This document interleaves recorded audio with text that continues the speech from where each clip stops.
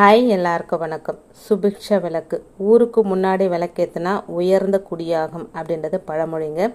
சூரிய உதயத்திற்கு முன்னாடி பிரம்ம முகூர்த்த வேலையான காலை 4:30 மணி முதல் 6 மணிக்குள்ளே விளக்கேற்றினோம் அப்படின்னா பெரும் புண்ணியம் கிட்டுங்க. முன்வினை பாவம் போகும். அதே மாதிரி மாலை 4:30 மணி முதல் 6 மணி வரை நித்திய பிரதோஷ நேரம் அப்படின்னு சொல்லுவாங்க.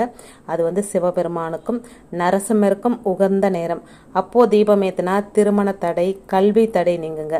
நித்திய பிரதோஷ வேலை 4 to 6 நீங்கள் தீபம் ஏற்றணும் அப்படின்னா பிரம்ம முகூர்த்த வேலையில் தீபம் ஏற்றினா என்ன பலன் கிடைக்குமோ அதே பலன் நமக்கு அந்த 4 to 6 ஏற்றினா கிடைக்குங்க. அது 6:55க்கு முன்னாடி இந்த தீபத்தை ஏற்றினோம். அது ரொம்ப ரொம்ப முக்கியங்க.